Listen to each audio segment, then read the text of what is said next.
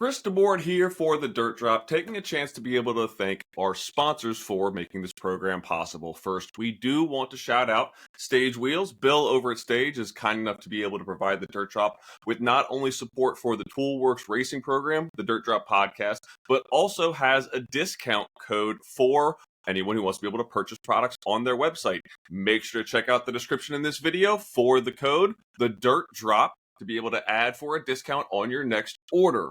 They ship wheels and merchandise out of Richmond, Virginia. You can find them on Facebook and Instagram at Stage Wheels and also on their website, www.stagewheelsna.com. Next, we want to be able to thank Velocita USA out of North Carolina for all of their support they do, again, for the Toolworks Racing program and the Dirt Drop podcast. They offer racing equipment from head to toe for all your safety apparel, custom pit t-shirts, and so much more.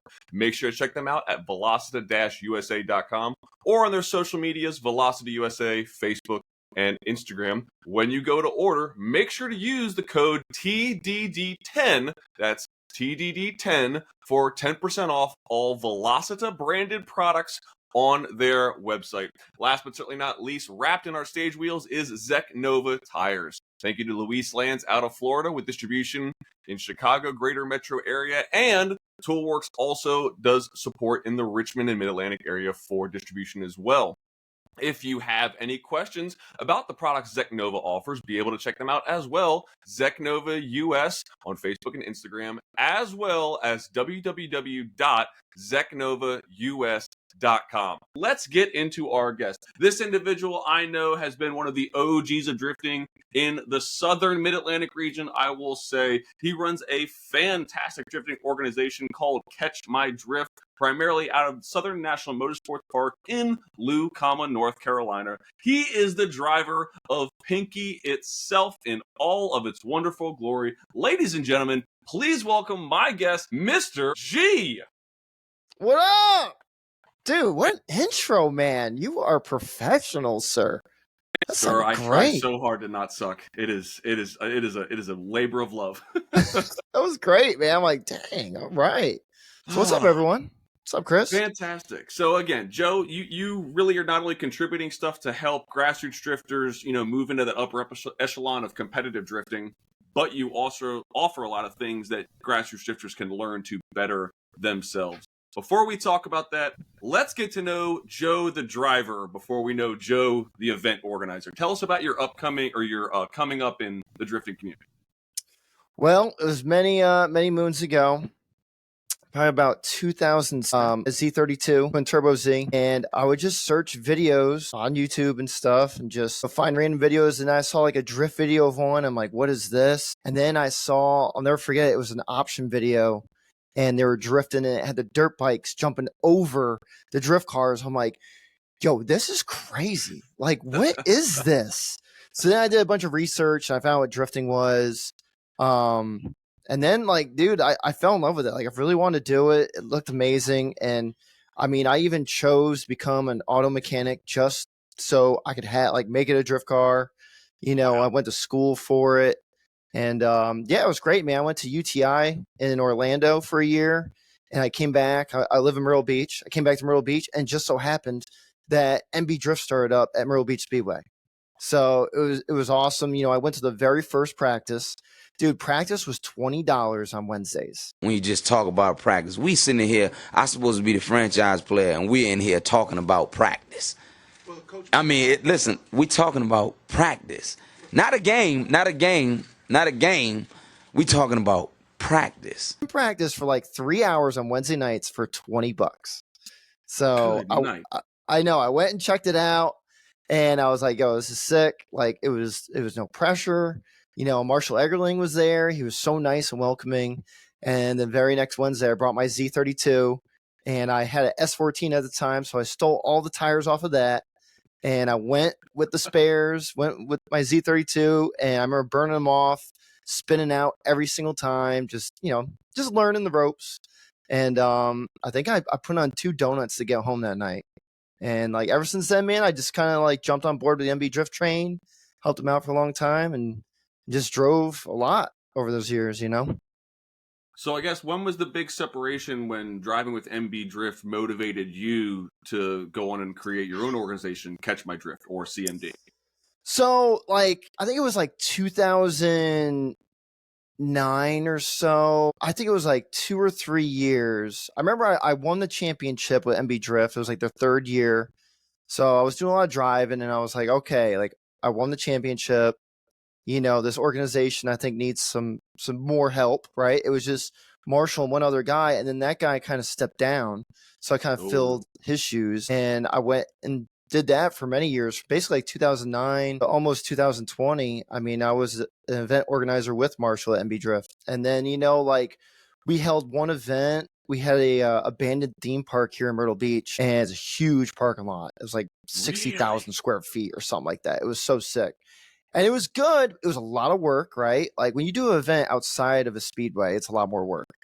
Mhm. And I was like, man, we need to do more events like this, and basically I wanted to take what we did at MB Drift. I wanted to go places like that and somewhere else. And I think Marshall and them guys kind of wanted to stay here at the beach. And I was like, all right. So I started CMD with Nate Roberts. He does Hyperfest. He owns OG Motorsports Park. He was part of the MB Drift thing too. And so we kind of just split off and started doing CMD events. And like my first year, I did 3 at that amusement park that was abandoned. And then my big one was Atlanta Motor Speedway. That was like my big breakout event. Ooh. You know what I mean? That was jams. What year And was that that? was great. What's that? What year was that? Oh man, that must have been 2020. Because I'm always like, man, what a year to start a business, right? Like, dude, and it was so bad. It's like I got that event going, which was so hard, right? To convince the Speedway of just random dude with a new company to rent it out. And I mean, they did. They listened to me. I had references. And he did it. And it was like right before the event happened, he's like, oh, by the way, COVID's here and you can only have 500 people at your event. I'm like, awesome. It's not like I don't have like a $15,000 bill to pay and now you limit me on people, right? And it's like a couple months around the corner. So what are you going to do, right? So I just went through with it. And I think that one we might have lost a little bit, maybe broke even just about, but it was a great day. I mean, I had a competition. Aaron Losey came up with Fielding Shredder. Ooh. They helped me run the competition part. I mean, I had the road course, which was never ever used for many years, in their media lot. And, I felt like those Atlanta people, they only had one organizer at the time. So I wanted to kind of bring something else to the table. And they responded. I mean, we sold out that event. I remember we had over 80 drivers. We had some really great drivers come out and had an event, had a comp. That was a good time, man. That was a good one. I remember I did 2 jams. I did 2 Atlanta Motor Speedways, but those events just cost a lot and they're a lot of work. So kind of moved on from it, but not to say I won't go back. I do like the Atlanta people. No, Atlanta's great. I went to Lanier for the first time a couple of months ago for the T-Pain event, and open arms from no matter where you came from. I mean, they were super welcoming, just really good people to drive with, vibe with, and if you had issues, they were right there to help. So I think that's kind of the gateway of explaining the drift community. That's how you know you're in a good group. Oh yeah, for sure, man. So CMD is probably one of the youngest drift organizations in this like mid-Atlantic region. US Drift, MB Drift, Driftervana, E-Town. What is, other than COVID, what is probably the biggest growing pain that you've experienced that's really been like, all right, this is something that's going to be a challenge. We're just going to have to find ways to make this work. Oh man, dude. That's tough. I will say, all right, the insurance portion, right? That was insanely hard for me to find. I remember my very, very first event, that abandoned park. I got Streetwise Drift. Now we're really throwing it back. Ooh. Yeah, Brian Phillips helped me with that one. That was the very first one, and Wow. then Keith Johnson put me in contact with Brian Eggert. And, Okay. I was with MB and then we became a chapter of them. So I kind of got the insurance that way. So the insurance was really hard. But then, Brian got me on board with that. And man, he's a great mentor, great dude. Like he's the GOAT of organizers as far as I'm considered. Oh Yeah. man, before even getting that, I got a good one with that one. Second Atlanta Motor Speedway event, right? Another good one, right? We had a lot of drivers. This time I'm not limited on people. right? This one I think I'm gonna make money on. It's gonna be a banger, right? I'm in Atlanta. It's the next day. The track calls me. Hey man, I'm sorry to tell you this, but your insurance can't cover this event. I'm like, what are you talking about?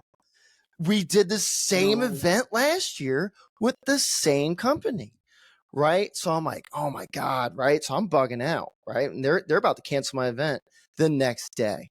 I got people from all over for this event. And I call Brian, right? And I'm panicking. I'm like, Brian, this is what they're telling me. I don't know what to do. It's tomorrow, right? This is like middle of the day. Yeah. And he's like, I'll call you back. Right. Dude, he already had all the contact information. I mean, hours go by. It was fixed. Like, Brian handled it. Brian, the insurance people, and the track, they all talked, worked it out, and we were good to go. Right. But that was a big panic. So you always worry about insurance stuff, the paperwork, behind the scenes. That's a big one. There's always surprises. There's always surprises at a track, especially at a new venue. You'd never know what to expect. Things always change on the fly like that. So that's a really big challenge, right? Like my second year, which was a great year. I loved it. Right. I mean, it was right after COVID. People had money, right? And that year, I remember we did 5 different states, right? So that was Really? crazy. Yeah, I did VIR at Brian, the US Drift, Hot Rod Riot. That was awesome. I remember I went back to AMS. We had the Firm down in Florida, and they didn't have a drift event for a long time. So it was kind of cool. Like I started that back up, but also challenges there, right? And then I did Florence Motor Speedway and Southern National, so I kind of did like this tour, and, all my friends that supported CMD kind of followed along with me. We went to all these spots and it was good. But I mean, I'm always learning, right? I'm always checking out what's different. What are they going to ask of me? What could change? And, you've been to my driver's meetings. At my driver's meeting at the end, I say, hey man, if there's something that you don't see that's right or could be better or that sucked, tell me. Just tell me. Tell me, hey Joe, this sucks. I gotta know so I can fix it, right? And then I really ran into that last year. The guys did not hold back at all telling me what sucked, but I fixed it and it turned out to be a great thing. So I guess you just gotta be really open to that part, getting the good and the bad and just working through it and just keep going, man. Like there's always challenges, and you just gotta stay positive and just work your way through it. Weather, that always happens, accidents, drivers, just whatever, right? You gotta keep a good attitude about it and push forward. And some days I wonder, like, why do I do this?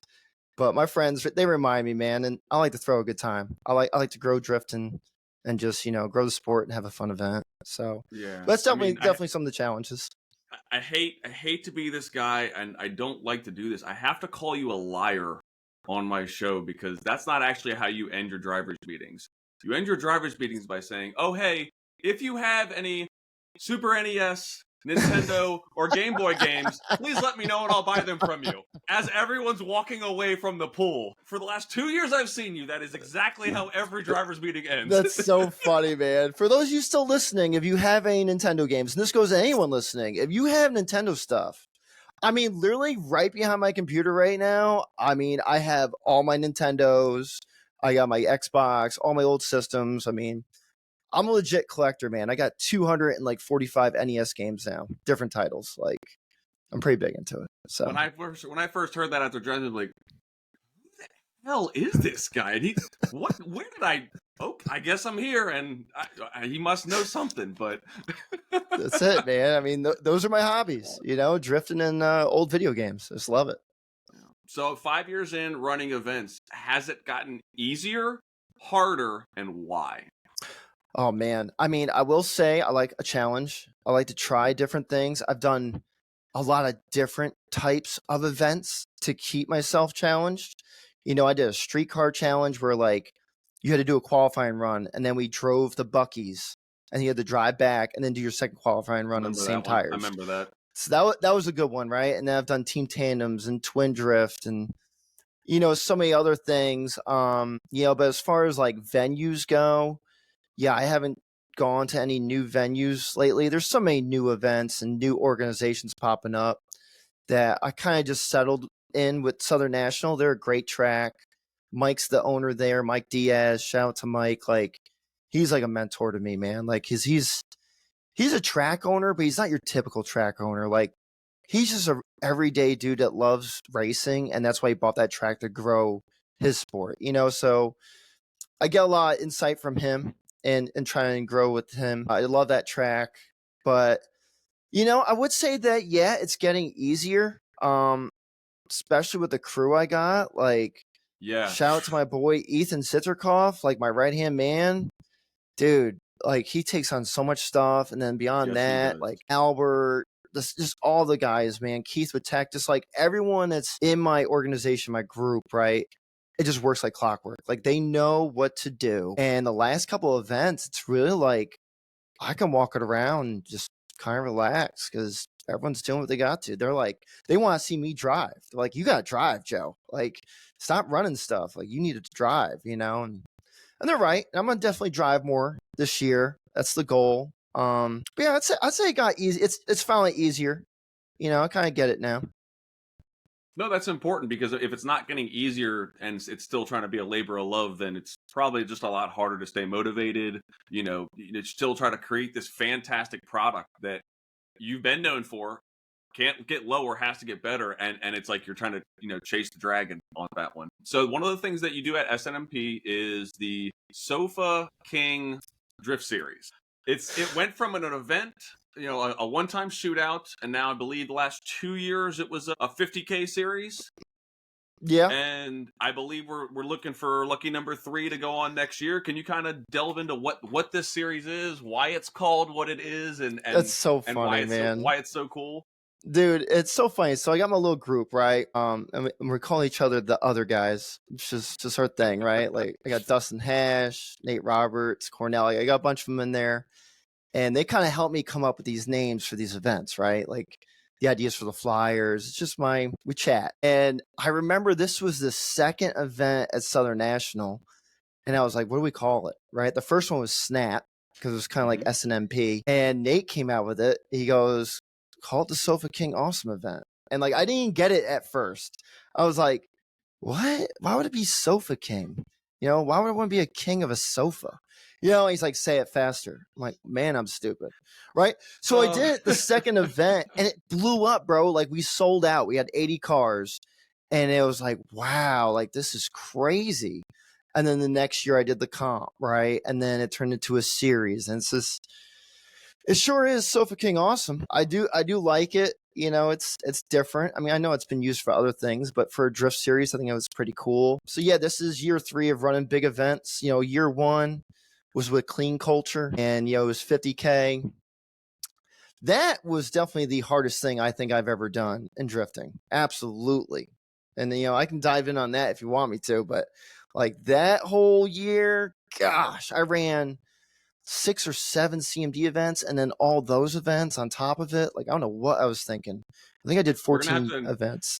We're going to have to navigate that conversation if we want to go back down that rabbit hole, because I know some of the skeletons that are still buried in some of the porta potties over at SNMP for some of those events, because it was interesting and an experience to say the least.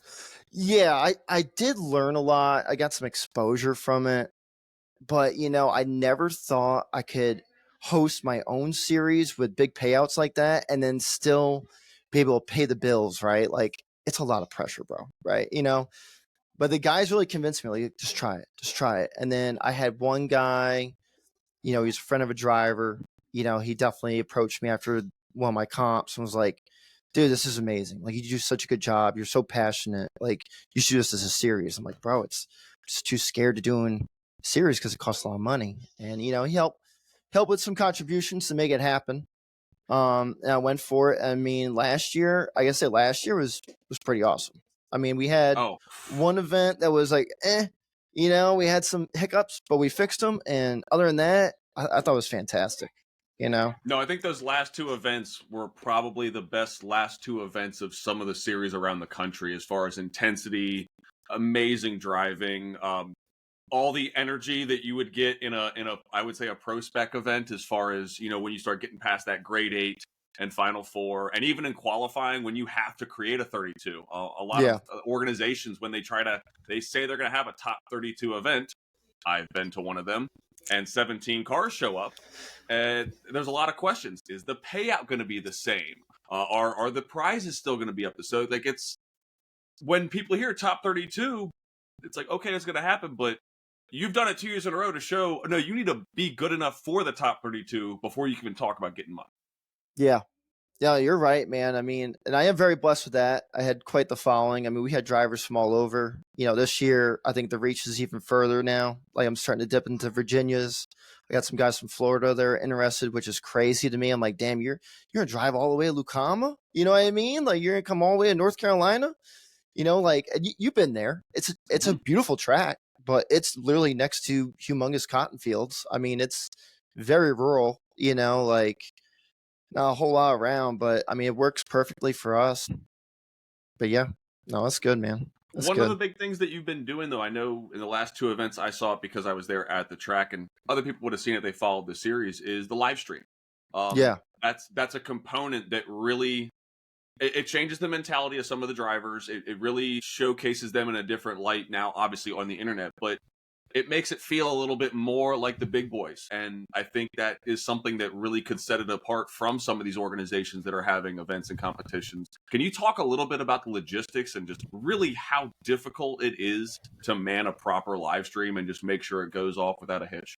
Oh yeah, man. I mean, you've been up there in that booth, bro. Like, my mind is going a million miles a minute. I mean, I literally will have 2 radios and my cell phone, like, and they're all going at the same time. And it's like, you got to orchestrate this thing. But MBK, man, they do such an amazing job with that live stream. Like, they are worth way more than I pay them. Way more, you know, and they're just passionate people like me. You know what I mean? Like, Josh is a teacher just like I am.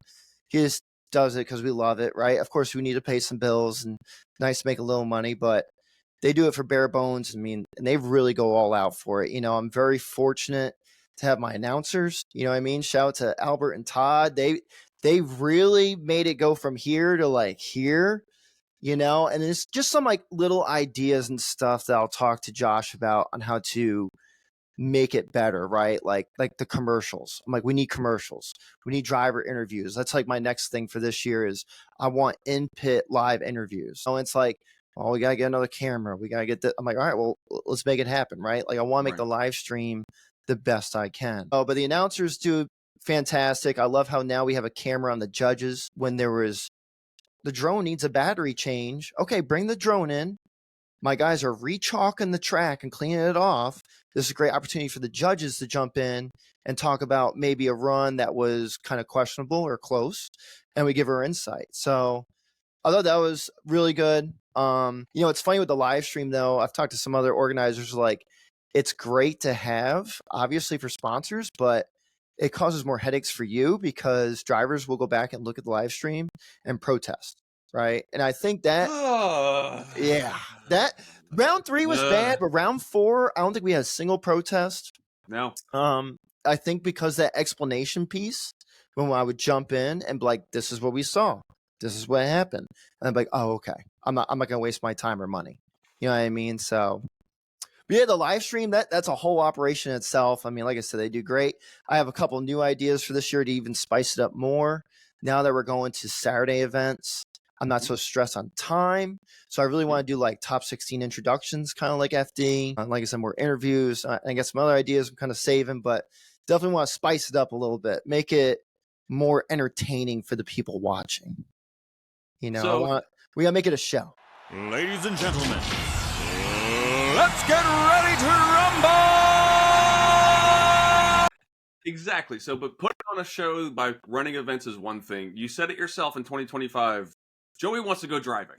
Yeah. So, but you have a pretty unique car, and we kind of know it just, you know, as Pinky. But can you kind of go in depth of what you're driving right now and what's kind of done to her? Sure, man. Dude, so it's funny. Pinky was the first 240 I ever drifted. I bought Pinky running and driving for $300, single jingle, probably back in like 2005, right before I even went to UTI. I bought it. Oh man. Yeah, I bought this car, and my friends from Hawaii, that it was their car, but they were leaving, and they're like, "Joe, you want this car?" I'm like, "Hell yeah!" So I went and bought it, drove it home. So at that time I had S13, I had an S14, and my Z32, and I was like, "Well, this is gonna be like the drift car, right?" So of course you gotta get SR20, and I went flashoptions.net. It's gone now. Farewell to them. I bought it. It's from Malaysia.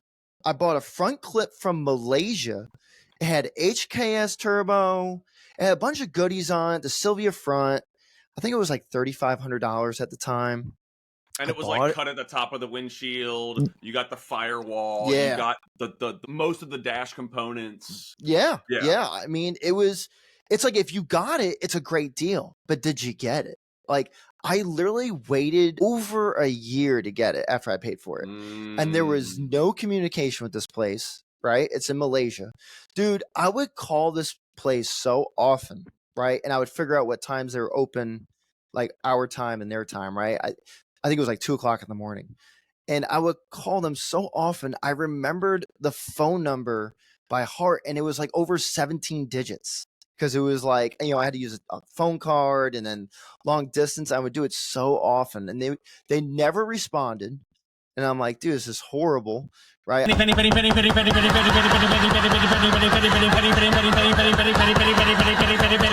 got ripped off. I was already ready to move on, and I just got back from UTI, just graduated, and my mom called me and was like, "Hey, I think some of your friends are playing a joke on you.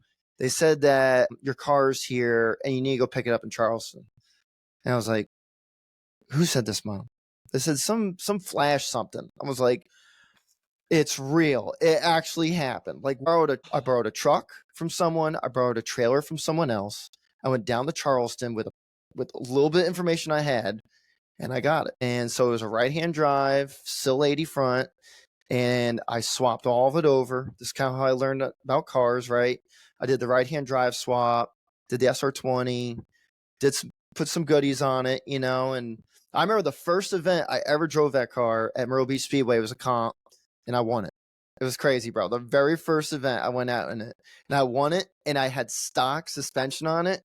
So they called it the Skyjacker 240 because, like, the front with the SR, my wheel gap is like this big. I actually watched the YouTube video on it the other day. It's so funny. I still got it. And yeah, I won. It was crazy. And I've had that car ever since, man. It's been through, gosh, it must have been like 5 or 6 SRs. I did the VVL head on it. It was dry sump. I mean, I did Pro-Am in it back in the day. And yeah, I've had it forever. Now it's LS. It's a 6.2 LS3. I mean, I built the engine myself at my school. It's dry sump. So she gets down. I love Pinky when it runs. When it runs, I can drive, but I break a lot of stuff. If you ever need your stuff tested, let me take it for a whip and I'll test it out. But yeah, I still got it. Actually, Keith Johnson just took it with Carolina Speed Industries, and he's doing some fab work on it and getting it all ready for me. Stuff I can't do. I can't weld, bro. Like, I can stick metal together, but join the club. The club. I can't weld, man. I'll put parts on. I'll do other stuff. I can't weld. So, but yeah. 2005? You said coming out of UTI, right? Yeah. That was like a doctoral thesis to come out of, they're very in-depth at UTI. Lincoln Tech was a school that was near me when I lived up in Maryland. And I mean, their programs are definitely very, very intensive. But to take on a dash swap, a drivetrain swap, a right-hand drive conversion, and then a body swap to be able to swap the front end. For those that don't know, a Sil 80 conversion is where they have the brick projector headlights, and then the standard S13s in the United States from 89 to 94 came pop up. So there's core support modification. There's fender gap realignment because you're going with Can you kind of talk about how like serious this was just coming right out of school? I don't know what the heck I was thinking. I was way over my head. But man, did I enjoy the process? You know what I mean? Like, I had Pinky and then the front clip in my mom's garage. I was living at mom's house. Hey, Mom! Can we get some meatloaf? You want some? Yes. I knew you'd come. Hey, Mom! The meatloaf! Just got done with school, you know what I mean? Like, it was just great. You know, I go eat dinner with my folks and then out in the garage for a few hours. And, you know, I had people, I worked at a Toyota dealership, the local Toyota dealership. That's where I started my career. And mind you, man, like before UTI, I never really wrenched at all. Like my dad, he is not a mechanic, didn't have like a garage full of tools. Like he wasn't big into it. And, you know, the Fast and Furious craze got me. You know, 2001, I was 16 years old. You know, I saw Fast and Furious in the movie theater and just, I was like, dude, I gotta do this, you know, but it was a lot of work, man. You know, it was a lot to take on. It was an oil changer. Like I said, I had techs come over and other friends, and we kind of figured it out. I would say I wouldn't be that ambitious today. I wouldn't recommend anyone to do that for their first one, but it was really cool to have a right-hand drive Lady back in like 2008. You know what I mean? Like it got a lot of attention, especially when you spray paint it pink. So it was good. It's funny, man. Pinky was green. I had green paint. I bought the paint. I bought like a one stage green paint, and at the last minute I went to Mako and I got him to bomb it pink. And it was like that was it.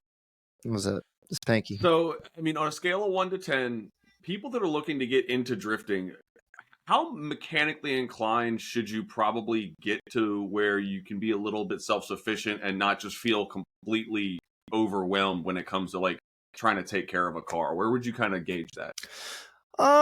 Definitely gotta know a little bit more than an oil change. You know what I mean? It all depends, really. You know, I know people that drift that they don't know a whole lot of the mechanics and they pay someone to do it. You know, and it's not a bad route to go, honestly.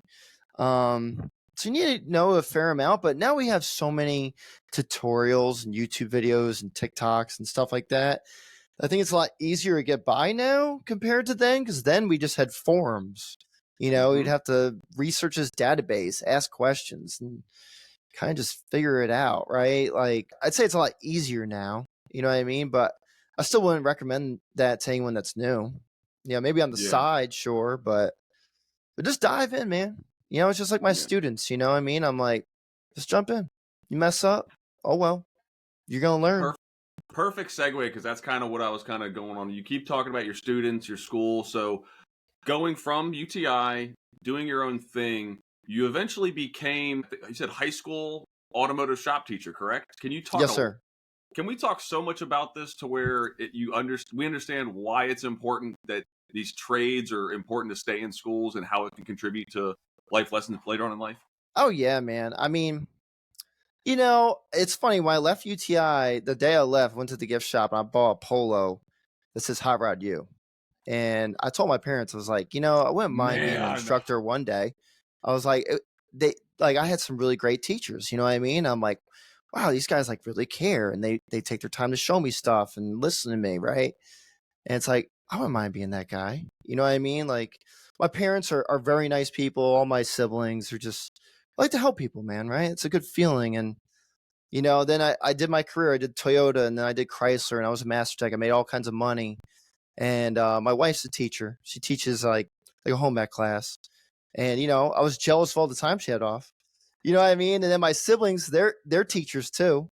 I used to give them crap of like, man, you don't have a real job. You know, you only work like half the year and blah, blah, blah, you know. But boy, did I find out that it is a real job. It is a lot of work. And it just so happened that the position opened up.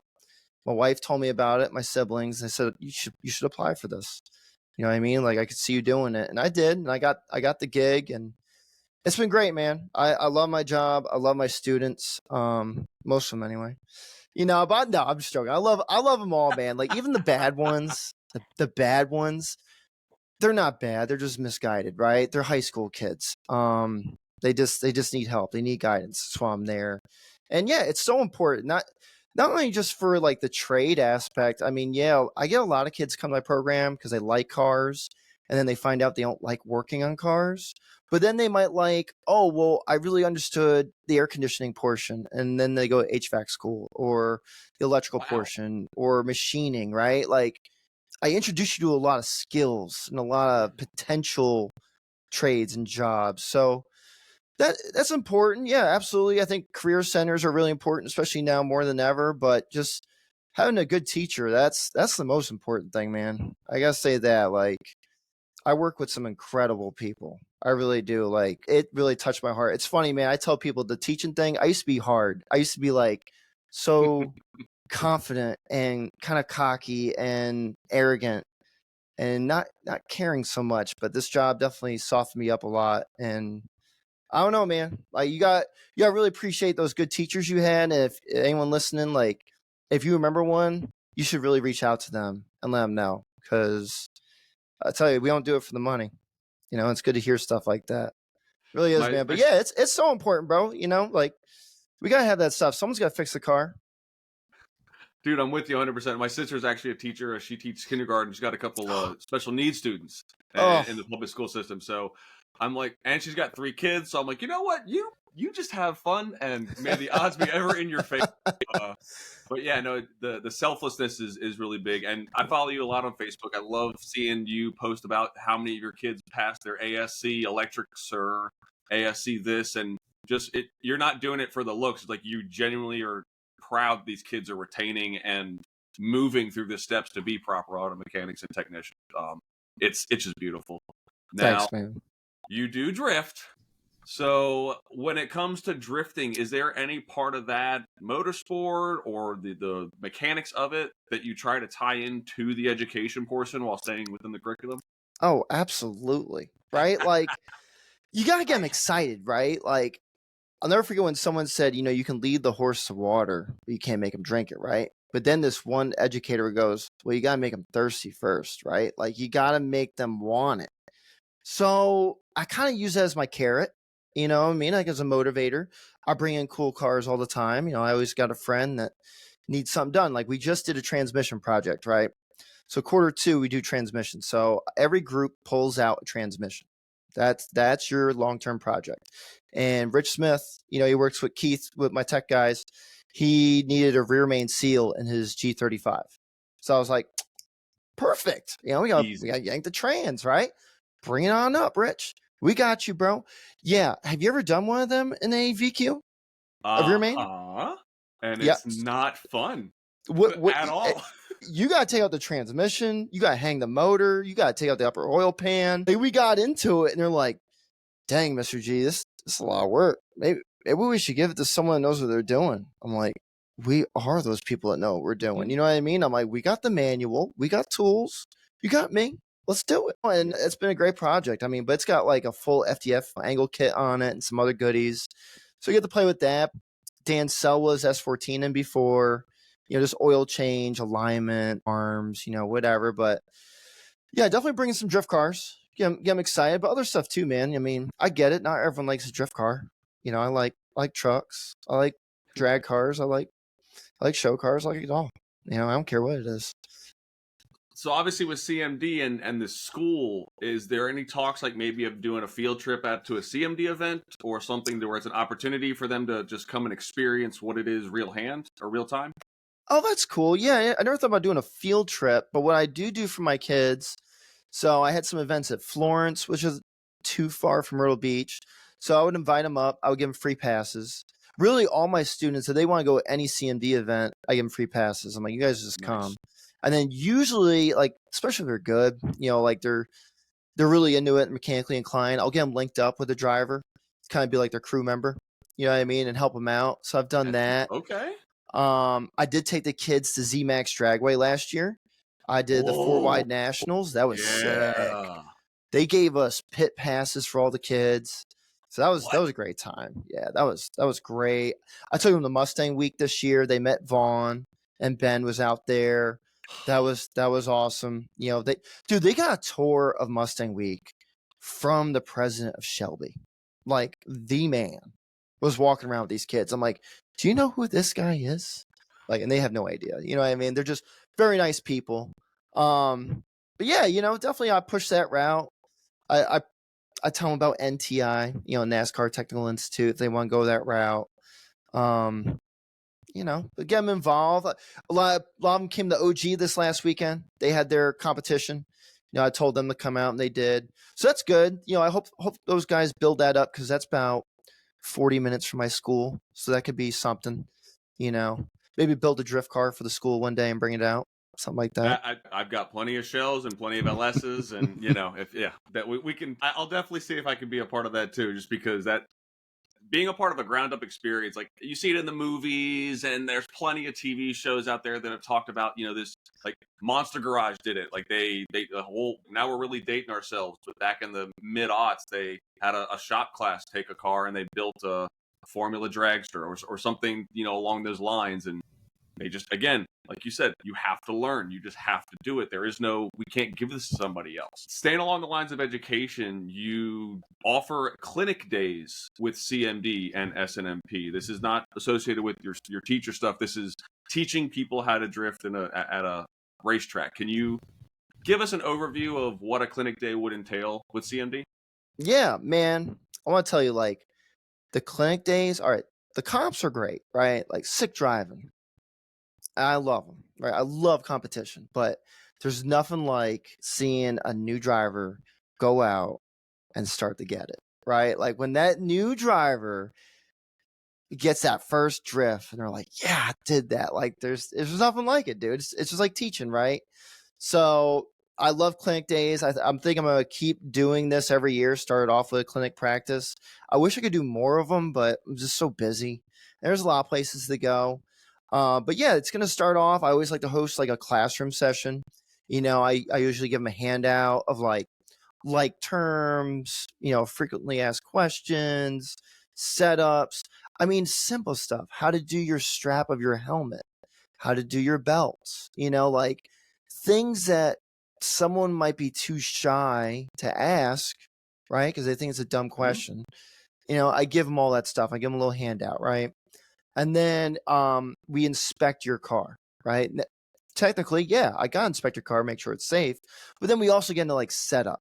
You know what I mean? Like, hey, your seat is too far back, or the steering wheel is sloppy. It's not good, or whatever. Like the brakes are weak, like anything, or like, dude, you're running like -5 degrees of camber on the back. Like that's not good, bub. It looks cool, not gonna work.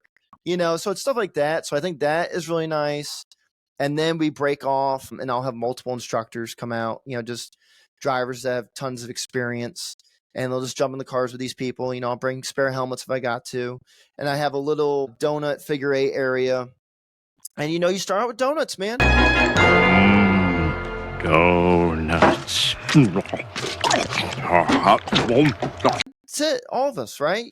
You do a donut, then now make it bigger. Then make it smaller, right? And then let's do figure 8s. Make them bigger, make them smaller. And let's do a triple figure 8. And then move on from that. And then I have like a little course. It's just a big S, but it's good practice. You're starting to get a little more speed. Now I can do an e-brake entry or clutch kick, right. And pick up on that. And that course, it's funny, I did it last year, and some of my buds came and are like, yo, this layout is sick. I'm like, dude, it's just a big S, bro. And they're like, yeah, but it's so fun and it's great for tandem. I'm like, yeah, actually it is. It's a good time. It's simple. It's great place for, my drivers or my instructors that come out that, they brought their car too, go out and have some fun. But yeah, the clinic day, man, if anyone's interested in coming out, it's cheap, it's low pressure. There's not gonna be a lot of spectators there. I cap it at 32 drivers. So you can almost bank on no line, and I have like the nicest instructors. And it's funny, man, I'm a teacher, but I'm really not the best instructor for drifting. I'm okay, but a lot of my friends are a lot better, and I'll definitely get them to come out and kind of show them the ropes too. So, but yeah, that's pretty much it.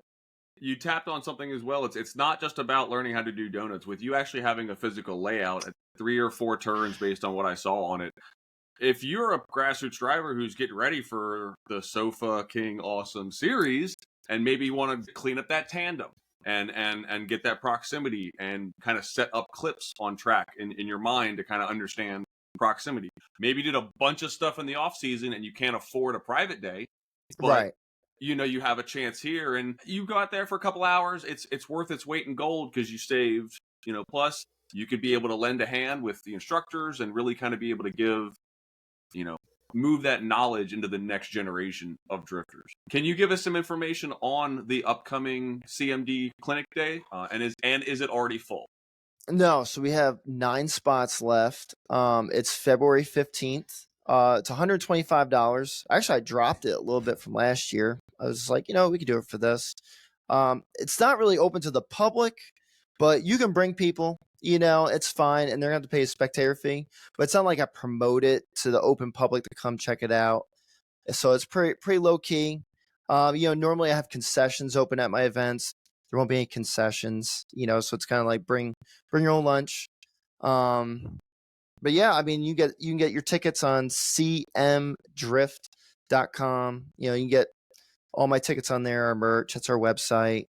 But yeah, nine spots left. And once I hit 32, that's it, man. Cause driver's seat time is more important than my profit. That's why I tell people all the time, like, I want to see you guys drive. Like, that's why I cap all my events, right? I never want an event with 120 drivers. Like, I know it's cool to some people, and it is, but at my events, I want to make sure you leave and you're like, damn, I drove a lot. You know what I mean? Yeah. That's what's really important. Even with it not being open, if you have like 85 drivers at a clinic day and you've never done a donut, even though it may not be open to the public, that's still a lot of eyes. And yeah, if you're just learning and you're still, you don't want to be discouraged to, not come back or not try this if you do spin, which you will. It just happens. Yeah. Even though we're inviting the community. So capping it is definitely something that other organizations do, but others don't. So I applaud you for keeping that in mind. Talking about, regret, all this kind of stuff. Your drift career has spanned almost 2 decades at this point. What is one thing, if you could erase it from existence? I have my moments that I'll own and take it on the chin, but you get one to erase from existence. It never happened. What is it? Oh God, man, that's tough, bro. All right, I got a good one. So, like Angle just came out. Angle kits just came out. I had version 1 of Powered by Max Angle kit, right? And it wasn't that great, right? And then someone made a kit down here and they put it on my car, and my car was slammed always, right? Like that was a cool thing to do. And it was Pro-Am. Pro-Am was coming up, and I think this was round 2 or 1. It was early on, but it was all the way in West Palm Beach, Florida. It was Palm Beach International Raceway. And I went last year. The prior year, I went down there and did well, right? Like, I went around. I think I beat Sammy Tiger. Like, I did all right. So I'm like, all right, we got this, right? Now I got Angle. Car's better. Let's go. And we went down there, and I literally spun out every single entry probably 40 times throughout the day. I never made it one lap, and then I learned about alignment settings and roll center and everything else. And I raised my car and started driving a lot better, so it's probably that was pretty embarrassing to come from a good year, like doing all right in Pro-Am and then coming back and like, you're like the worst one out there. So that was pretty embarrassing. Yeah. Admitting your faults is probably the one thing that drifters can do and then still use that to proceed, because we're pretty hard on ourselves. Oh, yeah. But I think we have enough good spirits around us to be able to move forward. But with that, the grassroots drifting community is not the same in 2025 that it was in 2015, that it was in 05, 00. What's one thing right now, this is a 2-part question, that you do like about the current atmosphere of the grassroots community? What is one thing that you dislike? Well, like, what I like about the community? Yeah, overall is 2025, not just, CMD's little bubble. I'm just the overall drifting, as a sport, community, and grassroots level. Well, I mean, I still say like the family feel is still there to a point. I do think these guys have it great because they have so many venues and organizations and everything to go to. Like, there's a drift event every weekend. So they have it really good. The community's still there. So I would say that's good. Like, there's still humble people. There's still nice people out there. Mhm. But with that's the bad part is now you have some that aren't, right? Like, you got the clout chasers. You got kind of the jerks from high school, that they got drift cars. Some of them got daddy money. Let's be real here, right? They're out there. So that's definitely like the bad part, I guess. I do hate seeing that, and I will put those people in their place when the time comes, but I don't know. There's good and bad. I still think they got it pretty good though. It's funny, man. Back in the day, like with the grassroots series, especially at the Speedway, Mhm. I remember if your car broke, you would literally get pushed into someone's random stall and they would fix your crap. They just fix it. I don't know if that's so true anymore. I don't see that maybe as often as we should. There is one thing that I've noticed when it comes to grassroots competitions, especially with some of these organizations like yours that have the large payouts where, okay, this isn't like, $500 for first or, whatever this, that. Like, I mean, we're talking four figures for all three top places, or we're talking parts. We're talking, I mean, you're going up against some pretty serious people. I think it's humbling that some of these people think they can go and buy, a 2013 FD Pro 1 car and just jump in there. And it's like, oh, yeah, they won in this car. This car wins. And very Joe G-esque from the PBM version 1 days. But would you agree that stuff like that is like, okay, I can take this seriously, and maybe it kind of humbles them to take a few steps back? Or do you think they're just like, nah, forget this, man. I'm still going to keep doing what I do. You can't tell me nothing. Yeah, you'll definitely get that. It's funny. I've seen so many people come into this sport and they'll be so gung ho and just like, I'm gonna go be pro like in a year, and I'm like, I've never seen this one before. And it's like, don't worry about point B, right? Enjoy the ride from point A to point B. So I tell them, like, dude, take your time. You know what I mean? Like, stick to your local events mostly. Maybe do a little traveling here and there and see how you kind of stack up with another area. Like, I don't know, man. Like, you just gotta take your time. But at the same time, it's like, yo, take your shot too. That's why I sell, per round passes and series passes, right? Like, I feel like my series is pretty, like, you can go out there with, stock Z with a couple of bolt-ons and you could do all right. If you had a better car, could you do better? Maybe. But, Tony drives, bro. He stock BMW. Knock I me out. think he got fifth place in my series. He podiumed. Yeah. I'm like, but that dude can wheel. You know what I mean? Like, he can drive. He's like Luke Fink. He will sacrifice what he has to be where he needs to be. And I think a lot of people miss that and they get frustrated because they won't win, right? And they don't win, and then they get really upset, and it's not their fault. They're gonna put the blame game on someone else, and it's like, man, like, the series is no joke, bro. Like you said, the 30, just to get in the 32. Like, I would be happy to qualify at my events. Like, I'd be like, sweet, I made it. You know what I mean? And you go around like, wow, like, doing good. But I don't know. You just gotta just enjoy it, man. Just go do a lot of events, different places if you can, and see how you stack up.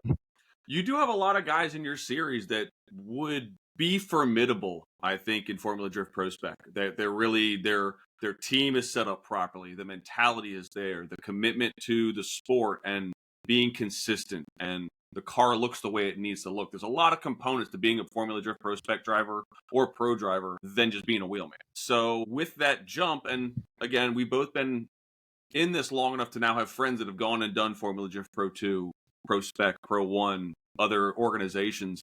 What's like one thing that you've noticed that some guys, when they go to make that jump from a solid grassroots performer to pro spec, that there's a piece of information that may not go with them that probably could help them in that transition?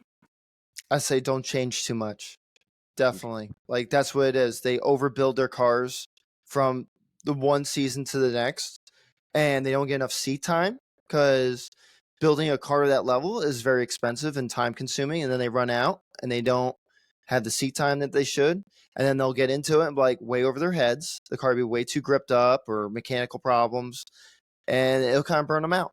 You know what I mean? So that's why I really feel like you should take your time, perfect your car, get where it needs to be, and just, if it ain't broke, don't fix it, man. You know what I mean?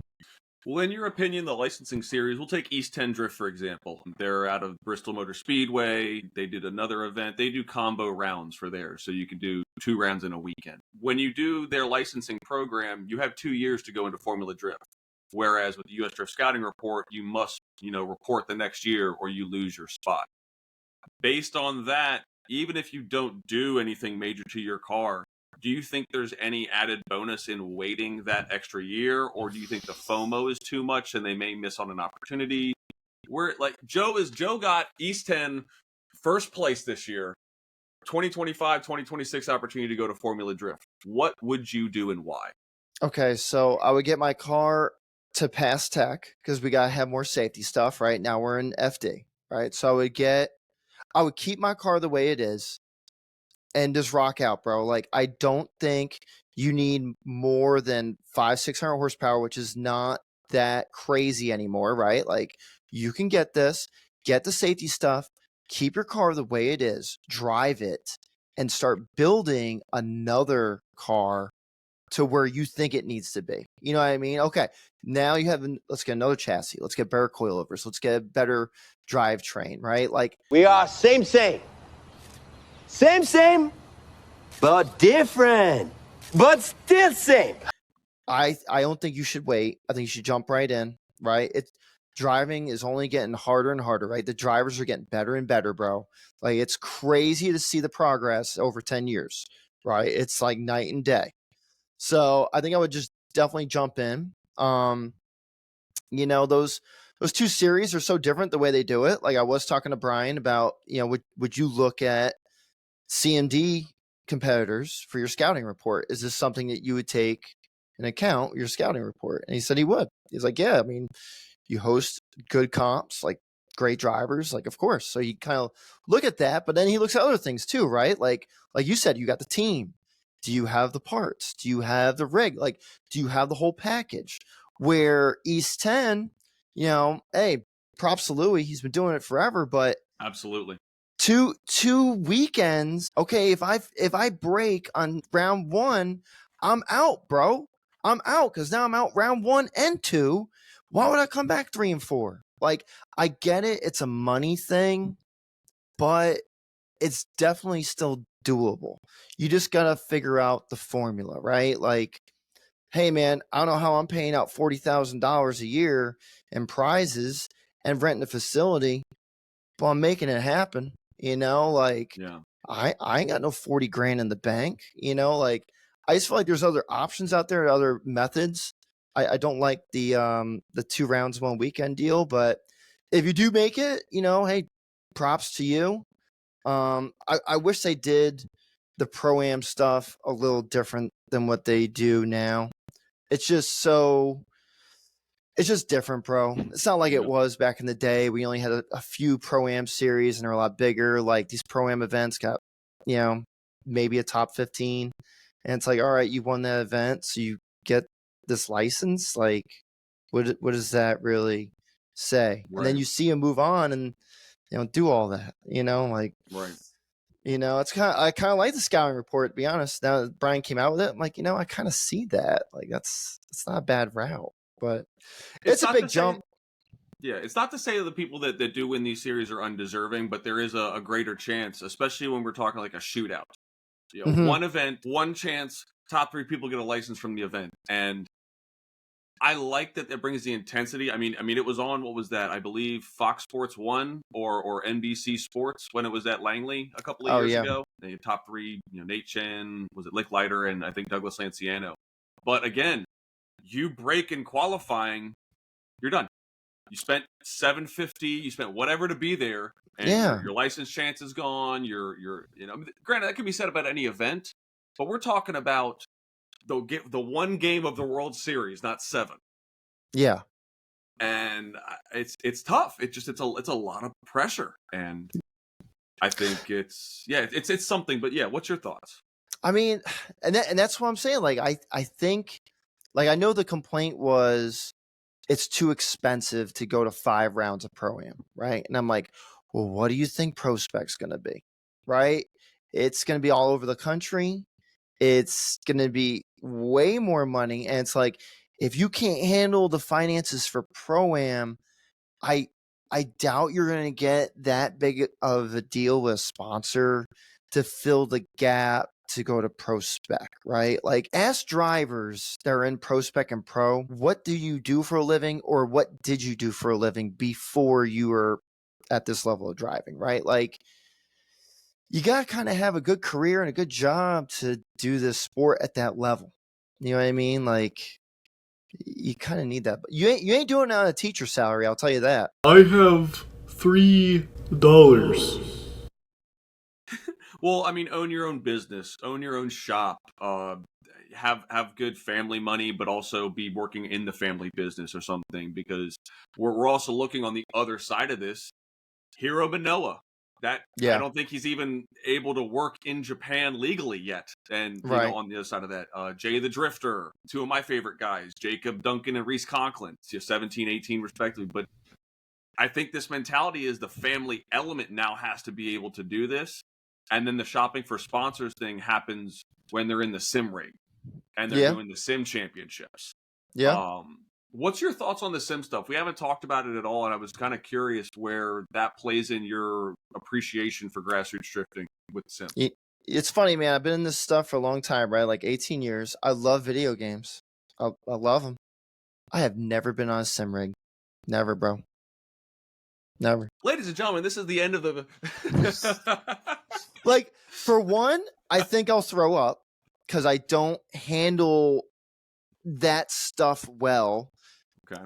I don't know how old our listeners are, but 007 GoldenEye for N64 literally makes me throw up, right? I'll play it for I play it for 20, 30 minutes, and I literally will throw up. I'm like, dude, why am I sick? You know? So I don't think I can handle that well. I think it's a good thing, though, obviously, right? Like, we see drivers come out with a ton of sim experience and do very well. Now, I don't want you to only do sim and do that for years and then think you can jump in a 450 horsepower, $30,000 drift car and think that you're going to kill it, right? I think you need to do sim and get a stock Z and go to events and build and build and build. You know, Jake Little that does my series with the Corvette, right? Are you serious? Like, that kid's 17 years old, and dang, can that boy wheel, son. LS7C Swift. I think he's got a force. I mean, that car is built. It's built, but Jake does a ton of sim time. A ton, right? He has a Charger. He used to do the takeover stuff. Whatever. I don't even care about all that. Converted. I love Jake Little, bro. Like, that kid has been nothing but respectful to me and the community, and he's very positive. His family is very nice. I think he's a hard worker. His social media shows, right? There's the opportunity for you. It's a lot easier now to get sponsors and stuff, right? There's more competition, but the path to get there is a lot easier. We all have, it's like Fortnite. We all start out with the same stuff. What are you going to do with it, bro? You know, like, dude, the social media thing is exhausting. It's exhausting. Like, props to you. Welcome to my life. Props to you for doing this. Like, it's been on my list forever to do a podcast. I'm like, oh, I need to do that. I need to make videos. Like, I need to do a YouTube channel, but eventually you need to go to sleep too. You know what I mean? Like, I'm a teacher. I'm a dad. Like, I have my organization. Eventually you got to put the phone or the device away and move on. So I don't know, like, the sim thing, it's good. Hey, more power to you. You know, like, I'm working on getting all of our layouts on sim. I know we had it last year, but we tweaked some of them, you know, for those guys. You know, it's a great thing. I'm thinking about getting one for my school, because not for just drifting, but to teach the kids how to use a clutch, you know, because that's important. I don't have any manual transmission cars besides my drift car at school. But yeah, I mean, you do see the benefits, you know, but it's not all that. My boy Shake Flair, Corey Mendenhall. It's funny. He gives me crap about the sim. He said, why you give out the sim layouts and everyone practices? I'm like, you could too, bro. He's like, but I'm not doing that. And he'll come out and he does just fine. I mean, he's old school though. He's been driving for like 30 years. So I do I love don't me know. some Shake. My I'll say advice that is, much. my advice is do both. Do both. Go to the events though, for sure. Go to the events. Well, so yeah, I had Dan on a couple of shows ago, and he has a sim in his basement, and he invited one of his neighbors over. She was newer to the country and immigrated. She was getting her driver's license, and she learned how to drive a manual transmission and a car on his sim, just on Wow. the Japanese parking lot. And then she got her driver's license first time go. Wow. So That's I think awesome. there's a component to it, but on the other side of this, drifters are not just 17-year-olds and 18-year-olds anymore like we were when we were growing up. Like Rudy Hansen, early 40s, Formula Drift pro driver, When it comes to the family component, being on the other side of this, like having kids, having a wife and stuff like that, where's that family model when it comes to support and just how does that time split work to be able to not only enjoy your hobby passion, but make sure everybody gets their due time and attention? Oh man. It's, at least for me, it is hard like to find the balance, right? The time, like, hey, I'm sorry, like tonight, right? I'm doing this. I'm like, sweetheart, I'm sorry.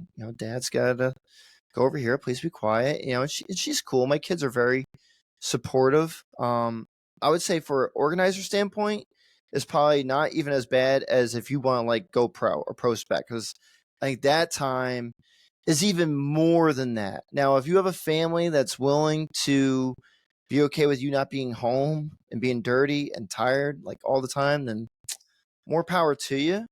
I don't know if I'd recommend it though, man. Like being around your kids and your family is like so important.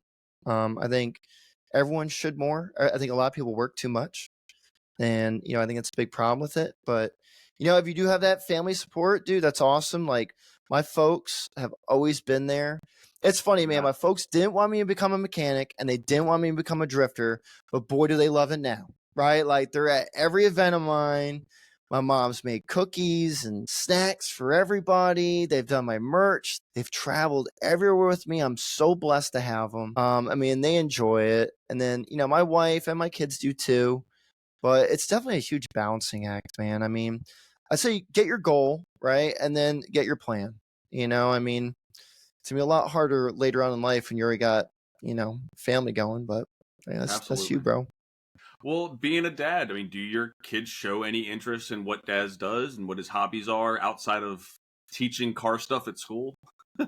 Oh yeah, it's funny, man. Okay. They love the events. Like they want to go to the events. Like they'll ask my wife because like, all right, someone's got to stay home with the kids, right? So it's either my wife or my parents. And they'll ask like, can we go to the event? Like it's like 115 degrees at Southern National every time we go. Do you really want to go to this event? And they're like, yeah. They like it. They do. And I make them little CMD shirts. They wear them all the time. My little girls watch FD with me. They'll pick their favorite car. And I mean, they do like it. They like the car. Eventually, maybe they'll drive one day. Maybe they'll organize one day. Maybe they won't. But for right now, they kind of dig it. So it's kind of cool.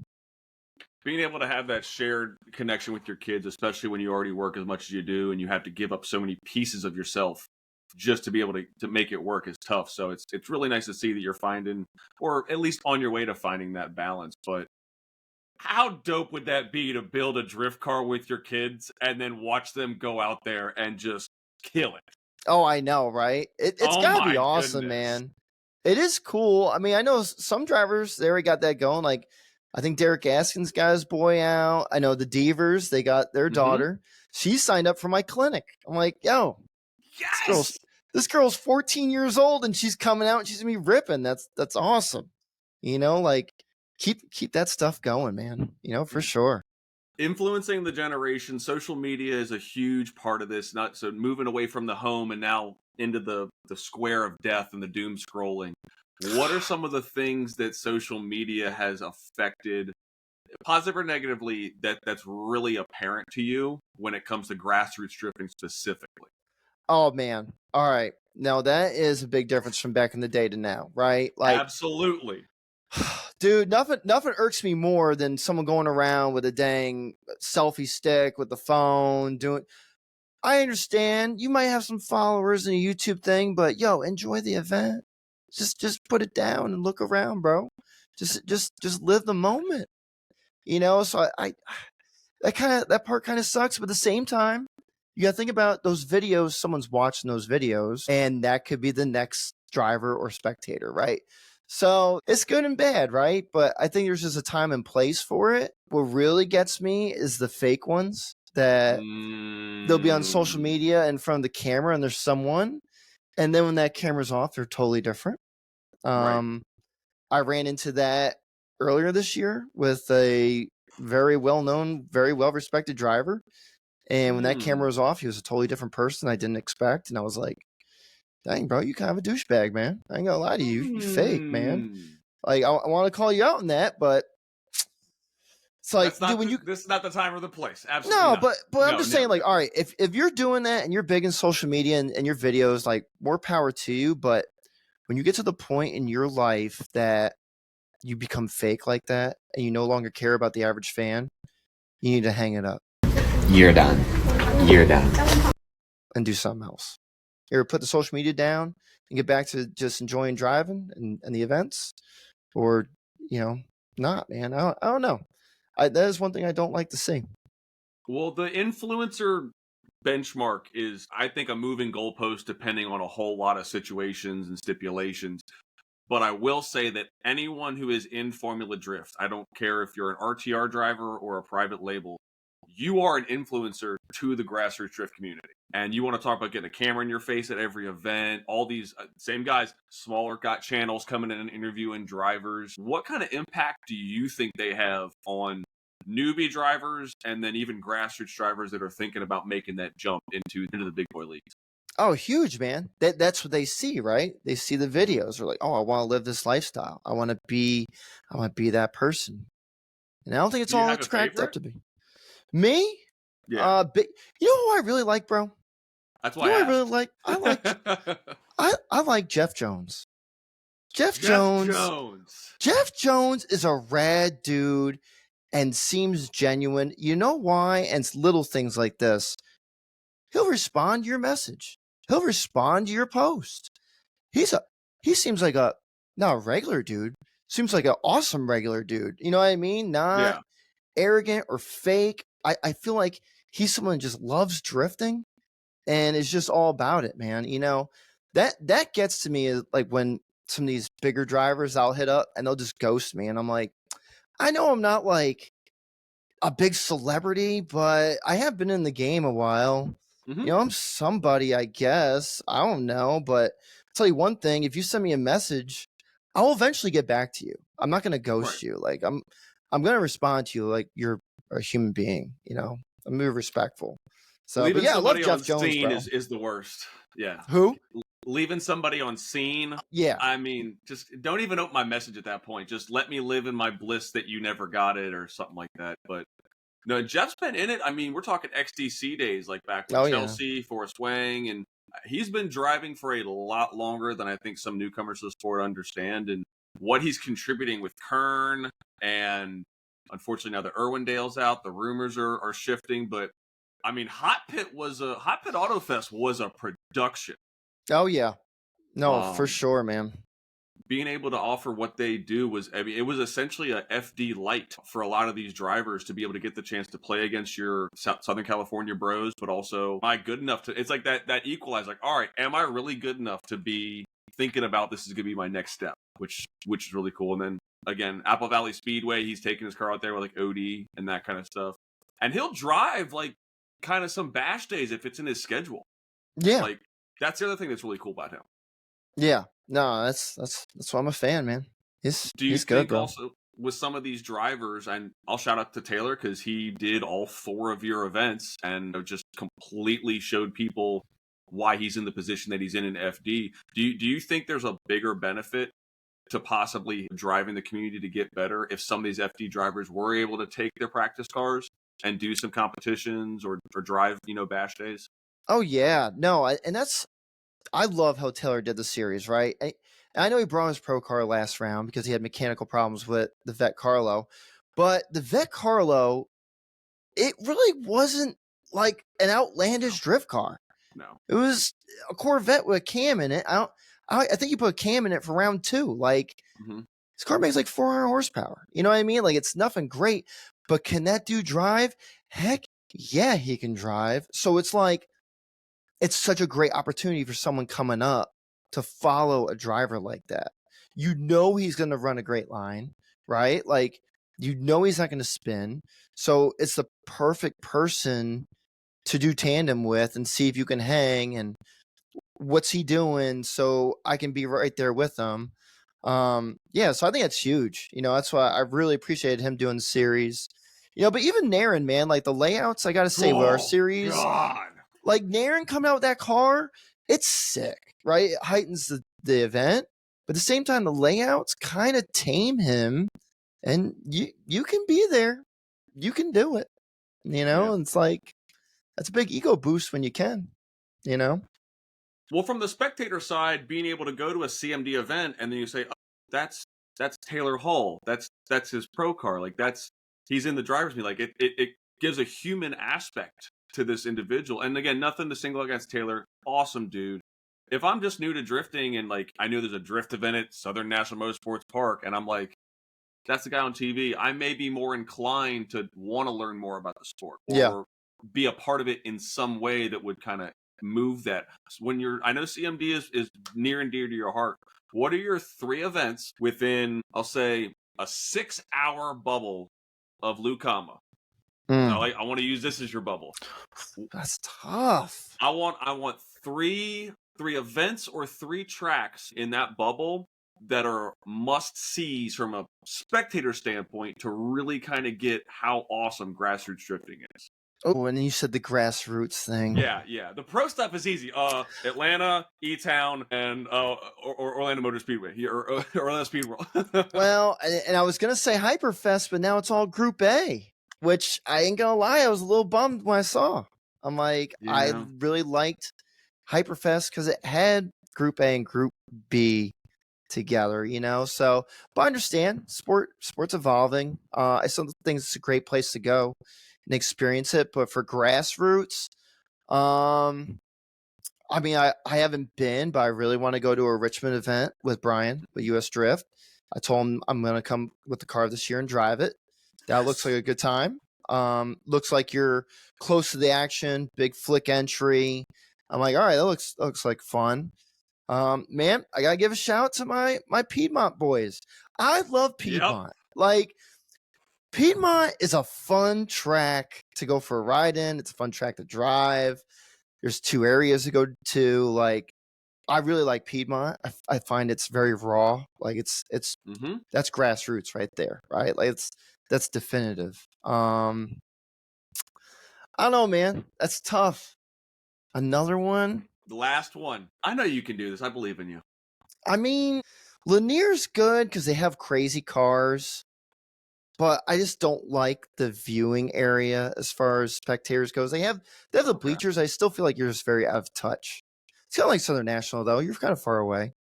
I mean, MB at Rockingham is good, too. You got the paddock. You know, you got the garages. You get to meet all the drivers. They have a good atmosphere. Always have. So I guess I would put it between one of those 2, man. I haven't been to any of the Tennessee events, so I really can't speak for them. Oh, yeah, like at Bristol and the one they had in Nashville for the I haven't been, so I really don't know. But, I mean, I've heard no complaints. Yeah. There was a Nashville event. I think it was the Slush Motorsports event where Jonathan Cash, Mr. Hurst, took his XLR out and was bang popping in a parking lot layout. That's cool. You want to talk about grassroots, but also, hey, I know that guy. I know Sully, I think, went out there as well. So trying to appeal, and they have a busy schedule on their own. They need to be able to obviously take care of their own life. They need to take care of their 4 to 8 rounds, whatever they're doing and whatever their program that they're running. And then also the events that they want to run, whether than just showing up for that kind of stuff. What are some things that grassroots events could probably do a little bit better? Not saying anybody's doing anything wrong, to maybe attract some of these drivers at these higher levels, the YouTube guys and the FD dudes, to drive their events to make them more attractive. Man, it's so hard. Like, I get it, right? These events cost money. The car costs money. Like, they're very busy, like you said. Right? So it's hard to lure them in. Now, like, what makes it appealing for them, right? Money is one thing, right? Of course, sometimes you got to pay, whatever. Get someone big out there. But the big thing is exposure, right? They want to continue their growth. That's probably going to be the easiest thing you can give them. Highlighting them on flyers and videos and stuff like that. Maybe sell ride-alongs and just that driver. I think that's a big thing. And one thing I would like to do this year is get maybe some car shows involved at Southern National to build up more spectators. I mean, that's my weak point, to be honest. I can run an event. I can get drivers to an event. Spectators is the challenge. The promotional piece of that, get the word out to spectators, is very hard. It costs money. It's a lot of time. So I kind of suck at that, and I need some help. Well, suck at it is the wrong word. It's you're so focused and specialized in drifting that being able to work with another form of motorsport really is just not the way your brain is tuned. Yeah. To detract from what you're already really good at, you could suck at two things, and then that's not good at all. It's interesting that you talked about ride-alongs, because that's something that I'm starting to see as being taken a little bit more seriously now. We talked about insurance about 84 years ago when we started this podcast. I want to kind of touch on this because I had my experience with what I went through with an organization I was with when it comes to insurance. So it's not like you call up Allstate and you're like, hey, Allstate, I'm running a drift event at this racetrack. I need insurance. Save money on auto insurance and be protected from mayhem. Yeah, like me. Like, I want you to peel back the onion on this, because even though I would say you're newer, you're at a sanctioned NASCAR track for their weekly series. And just that in itself is a lot more important than some other people may have when they run the parking lot event. Can we unravel this insurance bubble just to help people understand why ride-alongs have to happen? Why do I have to have this helmet? Why do I have to have this safety gear? I want to talk a lot about that. Right. And man, and I do fuss about that, like the helmet, the safety stuff. It's like, come on, this stuff is protecting you, right? It's there for a reason.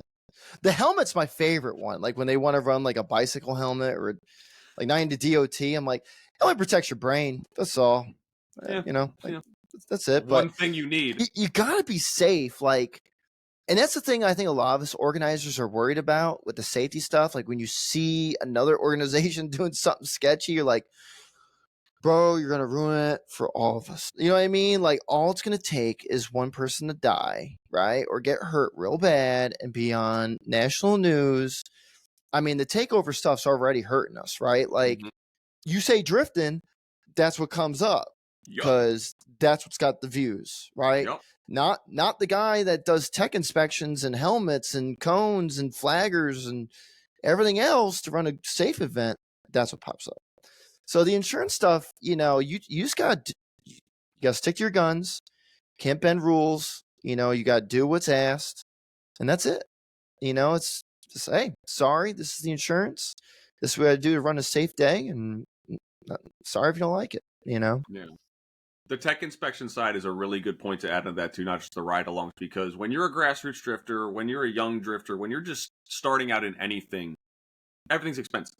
So safety is probably the last thing on a driver's mind. It's car needs to run, car needs to stop, car needs to turn, and that's all I care about. So when it talk about investing and how much like a helmet costs, or even a stock seatbelt replacement if it doesn't lock, or simple seat stuff, the tech inspection guy is probably the most hated guy at every event, next to the judges for a competition.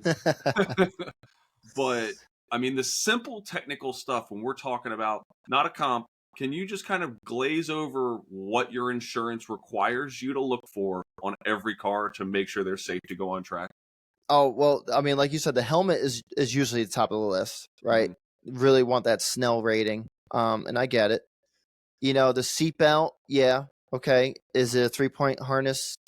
Like you said, is it locked? Has it got tears? That anything that's like physical to the body, right? We got to look at that first. Seats, bro. It's amazing how many drifters only put in 3 bolts. I'm like, yo, what happened to the 4th bolt? Oh no. What do you mean you don't know? This isn't gonna do us any good, bro. If you get an accident, it's gonna rip right out of the other corner and someone's gonna get hurt, right? Like, that's no joke. So I would say, like, definitely the seat, the harness, the helmet are number 1. I mean, I only need fire extinguishers in my drift cars, our insurance, which I thought was crazy, but I mean, it's fine, and that's why we have fire extinguishers all around the track. So, you want to get fire. Lug nuts. How many people go out there missing a lug nut or only 3 threads on a lug nut? Like, dude, are you serious right now? Or even just tire condition. Well, I got brand new ones on the back. Yeah, but the front got cords showing, bro. Like, no. Like, this ain't dry rot. Yeah. It's like batteries. Oh my God. All right, batteries. Yes. Batteries are up there. Gosh, I need to start making CMD hold downs and selling them at tech inspection. To make a whole lot of money. No one understands the hold down. I'm like, it was there. You took it off. Someone took it off and didn't put it back on. It was there for a reason. Did you know, Chris? Did you know that the battery hold down not only makes it safer in case of a rollover, but it makes your battery last longer? The vibrations in the tray, if it's not held down, deteriorate the battery faster. The more you know. That's it. Love education, baby. So that's big, covering the battery terminal, the positive terminal. Like, another thing, it was their factory. What happened to it? Like, if you take a totally stock car and put a helmet on, you're usually pretty good. Yeah, that's the thing. Like, it's simple. It's already safe because it passed NHTSA, it passed DOT, it passed manufacturer ratings, and you just put a helmet on. Yeah. Drivers are their own worst enemy most of the time at tech. I love you guys, but we need to be a little bit more thorough. And you were right. Most hated person is at tech. My guys are pretty nice, but when they get someone to get lippy, they usually call me over. They don't want to get lippy, but yeah, they don't like failing tech. That's for sure. Yeah. Now, be safe, bro. I don't want to call out people, but I need to bring awareness to certain things. In the times of you running events, what is the most egregious failure that it just went completely over their head and there just was no comprehension of why it was a problem, that it wasn't right? I remember at Atlanta Motor Speedway, I had Miata that wanted to go on the road course. He didn't have a roll bar, right? And that was in my rule book. Needed a roll bar. I mean, it is a Miata. And he didn't have not 1 missing, but 2 missing seat bolts, the rear ones.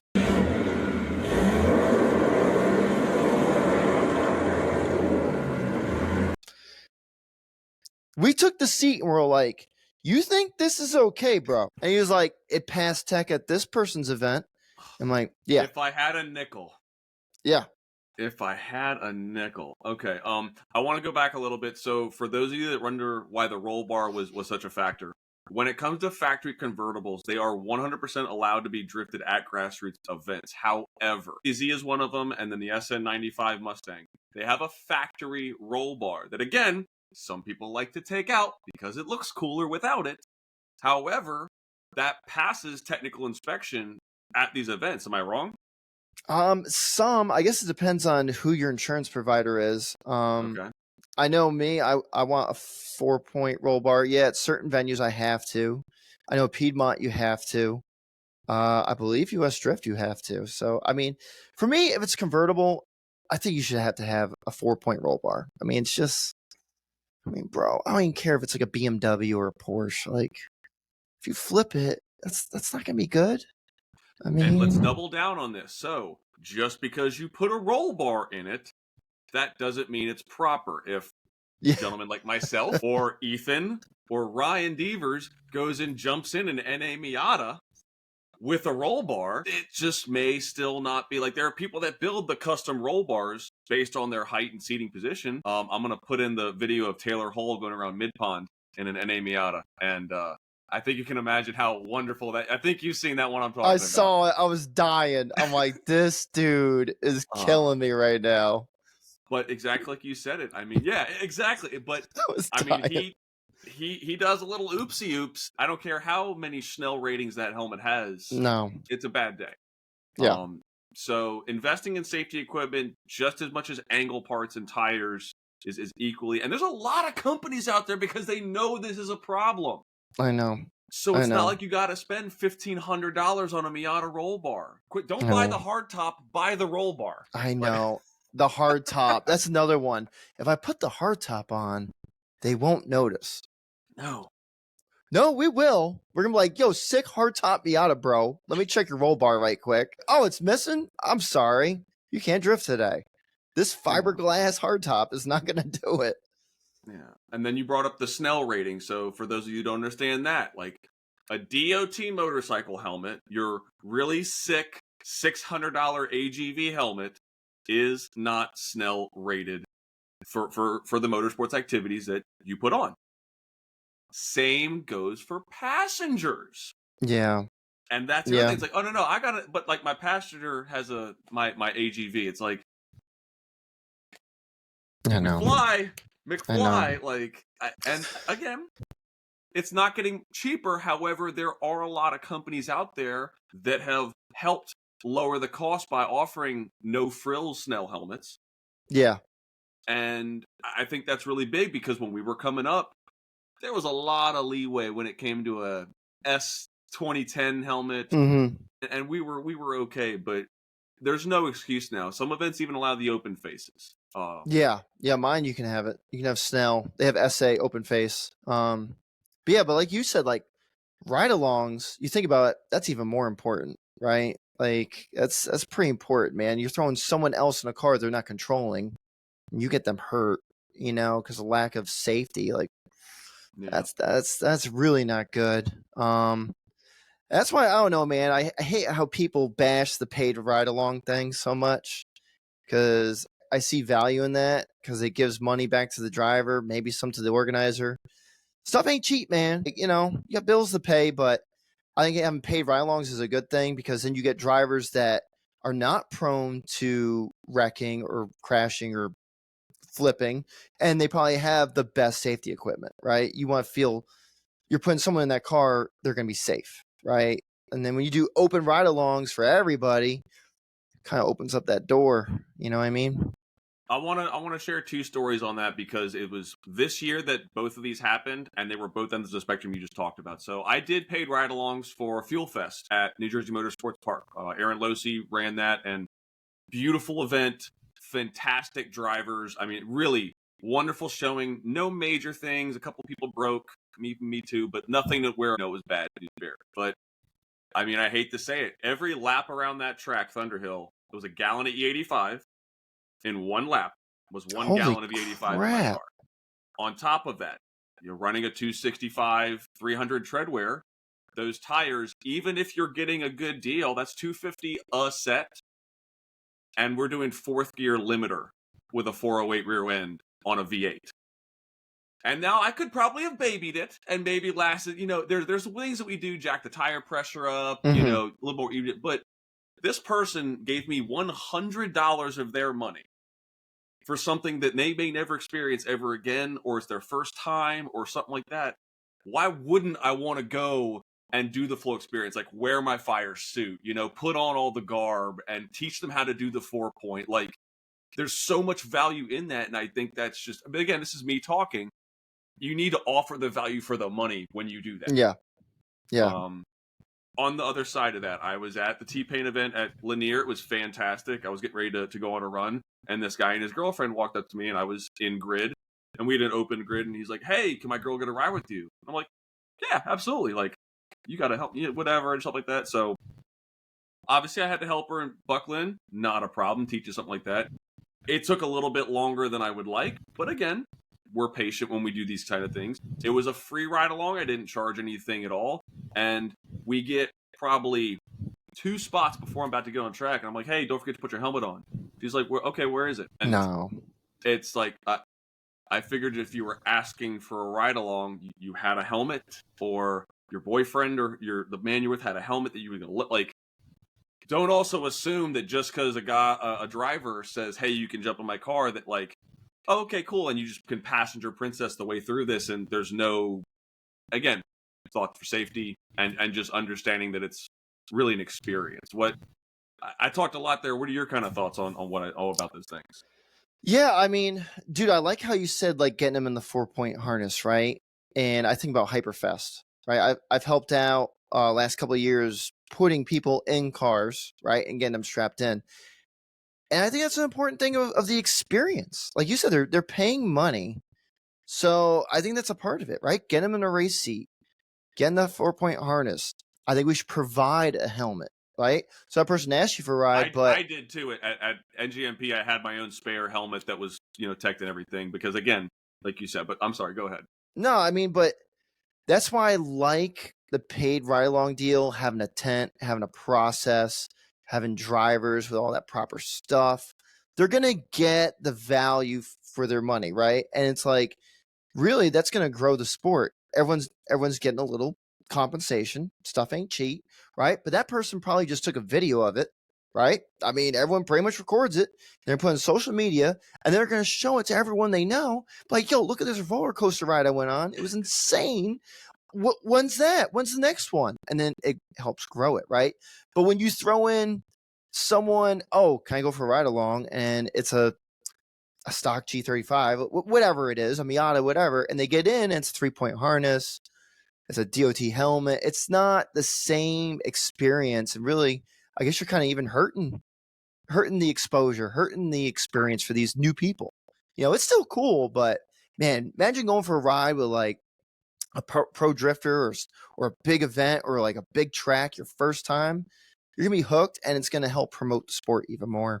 So Absolutely, that's what I like to see. But man, the drivers definitely don't like to hear that, or at least a lot of them, dude. I'm like, so I don't touch it anymore. No, and I mean, it's again, if on the other side of what you were talking about, the spectator thing, if you know you're not getting a lot of spectators, why even have these guys also go through the process of setting up for paid ride-alongs, and then they don't have the marketability to make the money that way too. So events like Hyperfest, Fuel Fest, there was a clean culture event up here at Richmond that it was much cheaper, but still, I mean, you are right there at Richmond. You have the K-ball, you have the space, you have another K-wall, and then a police barricade fence, and you're there. That's cool.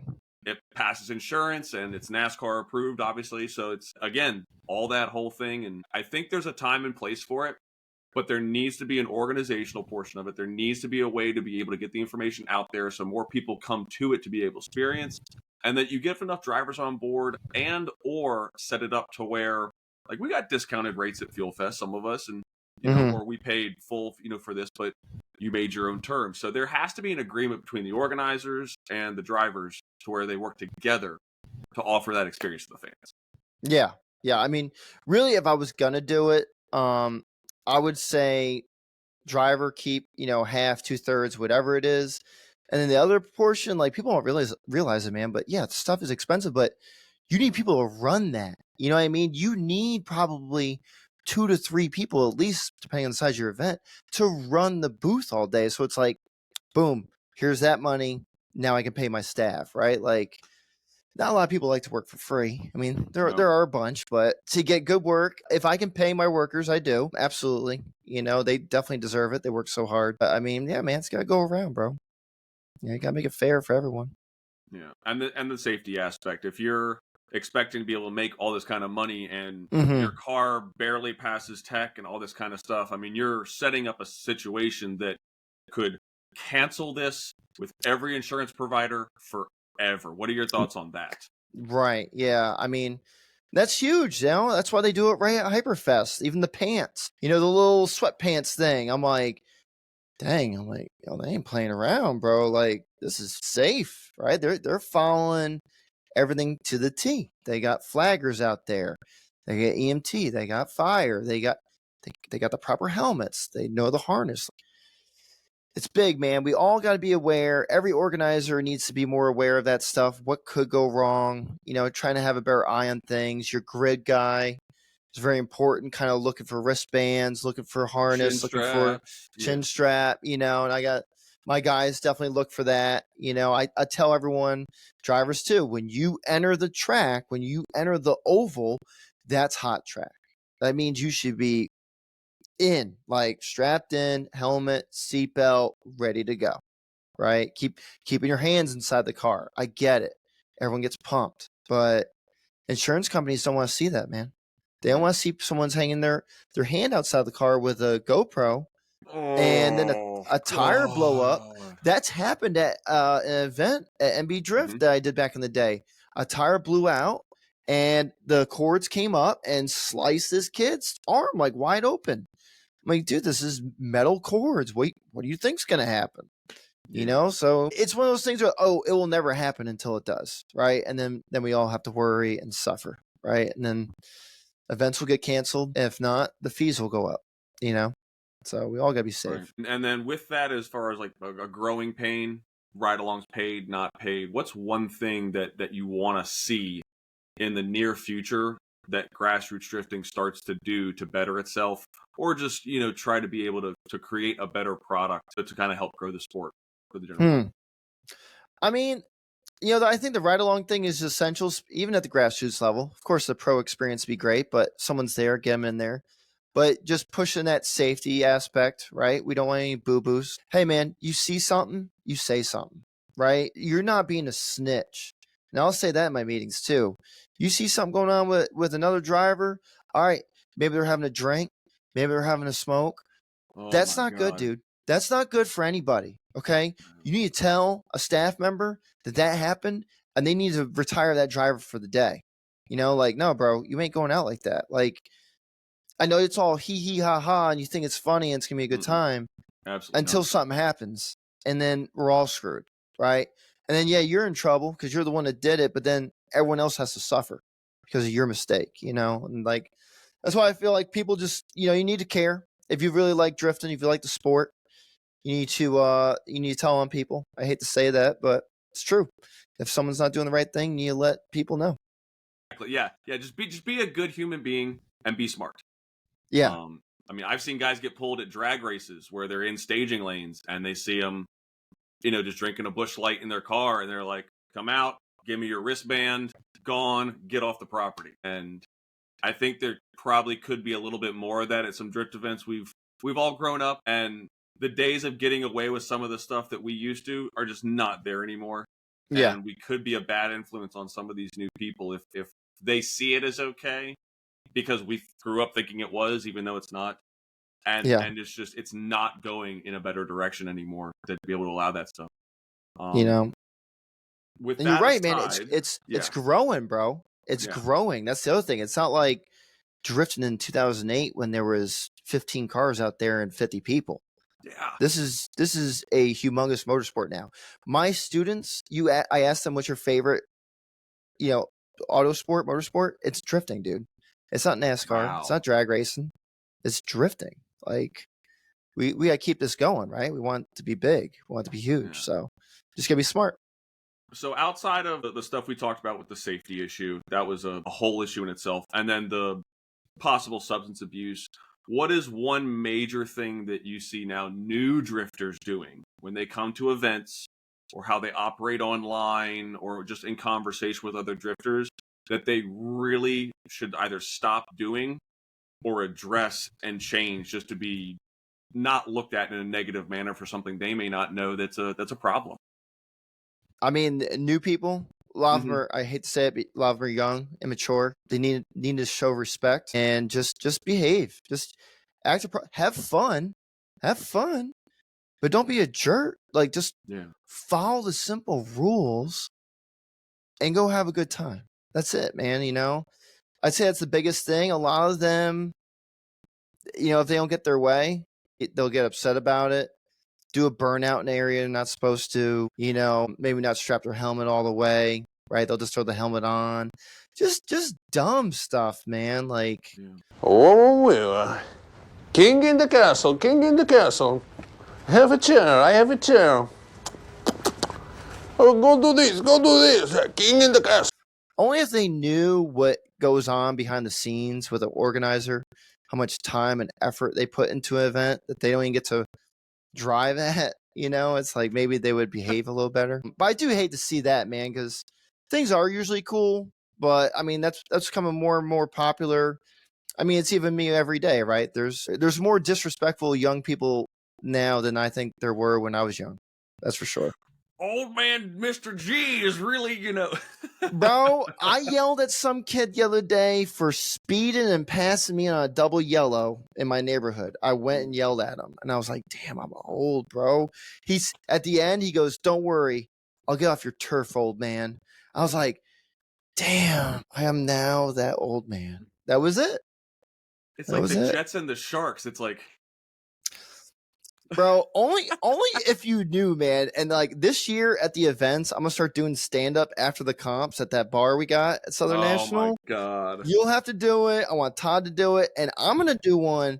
And I'm gonna start telling Joe G stories, and like you won't even believe my stories, bro. Every time I tell someone, they're like, "You made that up. Like you saw it on TV." I'm like, I wish I did. I will give you one piece of advice that you could probably start doing tomorrow. You talked about not having time to make content, not being able to time to do things, stuff like that. When you're sitting in the parking lot before you go into school, drinking your coffee, getting your Zen, you could just do a selfie video in your car and do from the mind of Mr. G. Oh my god. A little 4 to 5 minute video, not even maybe that long, and just every couple of days from the mind of Mr. G. That's so funny. Wouldn't that be the nice form of therapy, form of stress relief? That's so funny. I'm starting the day on a high note, right? Wouldn't that be cool? God.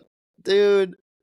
You know what's funny? I've made videos. I have shot videos. I've done green screen. And I'll watch them. And I'm like, I can't put this out. Like, I don't think I'm that good at it, bro. I don't think I'm good at it. I think I'm okay. I mean, you're fantastic, dude. That intro, that was like a light switch. You just went and just no stutter, no nothing. I was like, wow, this dude's got it. And that's the thing. Some people got it and some people don't, right? And if you don't force it. Like, just go have fun. But I hear you. I think about that sometimes. Just a little 5-minute deal. Why vent, not? and then check it out later. What do you got to lose? My reputation. Well, back in 2003, 2005, there was this skinny white kid named Joe that was spinning out in a 240, and he didn't care. So, man, I mean, that's that energy you got to bring back, man. So why not bring back the original Joe energy, but with the wisdom and education experience that you got now, right? I might give it a whirl and shoot it by you first. I'll get your approval first. I'll take the suspense on that one. And with that, Joe, I want to thank you so much for sharing all your knowledge, all your experiences. Again, February 15th, Lou Common, North Carolina, Southern National Motorsports Park Clinic Day. Get the spots while they're open. And if they do sell out by the time this airs, you will see the sold out banner just to make sure you're not able to take care of it. But that'll be a good thing. That means there's 32 people there that are going to be progressing in the sport of drifting. That's it, man. I want to be able to find out more about Joe and CMD. How do I do that on social media? Well, I'm on Instagram and Facebook. I don't know. I think it's CMD Catch My Drift. I'm sure you could put that up somewhere. I know I got to do a YouTube thing. The website is also a good one, cmdrift.com. I'm on TikTok too, but who knows what's going to happen with that. Another to be continued. You'll follow us. But hey, man, thanks so much, dude. You do a fantastic job. This is helping grow drifting, and that's what it's about. Again, I really appreciate it, and not just your time, but what you contributed. I'm really looking forward to seeing you at 2:15 with somebody who rented my rental car for the entire day. That's right. Connor from Ireland, right? Yeah.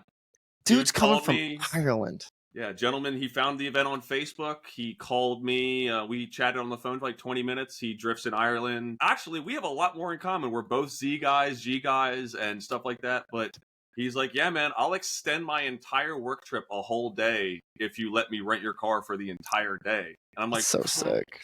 Done. I will not drive that day just to let you go do your thing. And then I can help jump in with your instructors and, be able to move this forward and stuff. So, hell yeah, man. To find me on social media, I'm at Debo the Comic on Instagram, and you can find me Chris DeBoard on Facebook. To be able to find this, you can find us The Dirt Drop on YouTube. Again, shout out to our sponsors, Zeknova Tires US, Stage Wheels out of Richmond, Virginia, and Velocita USA for all your safety equipment. That's all the time we've got, guys. We will see you on the next Dirt Drop.